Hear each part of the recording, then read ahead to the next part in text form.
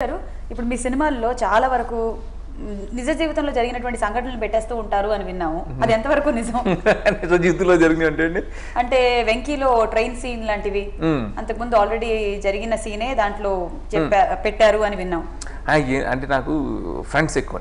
నేను ఇప్పుడు కూడా నాకు చిన్నప్పటి నుంచి చదువుకున్న ఫ్రెండ్స్ కానీ అందరూ ఇప్పటికి కంటిన్యూగా మేము అందరం కలిసి ట్రావెల్ అవుతూనే ఉంటాం. అండ్ నాకు సినిమాలో అంటే నేను ప్యాకప్ అంటే దాంతో కట్ అయిపోతుంది. సినిమా వాళ్ళు పెద్ద ఫ్రెండ్స్ తక్కువ, నాకు చాలా తక్కువ మంది, చాలా తక్కువ రవి ఇలా కొంతమంది మాత్రమే. బయట ఎక్కువ, నేను బయట ఫ్రెండ్స్ ఎక్కువ, సో వాళ్ళతో ఎక్కువ ట్రావెల్ అవుతుంటాను. మేము చిన్నప్పుడు సరదాగా ఎప్పుడైనా మేము బయటకు వెళ్ళినప్పుడు ట్రైన్లో జరిగిన చిన్న చిన్న ఇన్సిడెంట్లు దాన్ని కొంచెం ఎక్కువగా దాన్ని డెవలప్ చేసి చేయటం అట్లా. అంటే మీరు మీ చిన్ననాటి నుంచి జరిగినటువంటి జ్ఞాపకాలు అన్ని కూడా ఇంకా అలా ఉన్నాయి? అన్నీ ఉంటాయండి, ప్రతి సినిమాలోనే రిఫ్లెక్ట్ అవుతూనే ఉంటాయి. ట్రైన్ ఎపిసోడ్కి ఒక ఇన్స్పిరేషన్ ఉంది. అట్లా డీలో బ్రహ్మానందం గారి క్యారెక్టర్ పుట్టడానికి ఒక ఇన్స్పిరేషన్ ఉంది. బ్రహ్మానందం గారి క్యారెక్టర్ ఇన్స్పిరేషన్ ఎవరండి? తులసిరామన్ నా ఫ్రెండ్, చాలా సార్లు చెప్పాను నేను. ఏంటంటే నా క్లాస్మేట్, నేను చెప్పాను కదా ఇంతకు ముందే కొంచెం అల్లరి గొడవ, మనకి ఇప్పుడు ఫ్రెండ్స్ గొడవ అంతా ఎక్కువ ఉండేది. వాడు కొంచెం బాగా భయస్తుడు, నా బెంచ్ మేట్.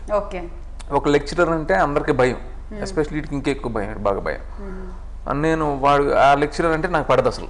సో అతని గురించి నేను కామెంట్స్ చేస్తున్నవాడిని, ఎరా తులసి అంతే కదరా అంటే నన్ను ఇన్వాల్వ్ చేయగల బాబు అని అంటుండేవాడు, భయపడిపోతుండేవాడు. అది నాకు బాగా గుర్తుండిపోయింది.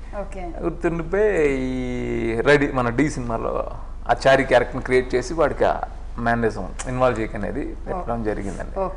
అట్లా రియల్ లైఫ్ లో జరిగిన సంఘటనలు అంటే ఫ్రాంక్ అదే అంటే రెడీలో చారీ క్యారెక్టర్కి ఎక్స్టెన్షనే మెక్డోల్ మూర్తి ఉంటుంది.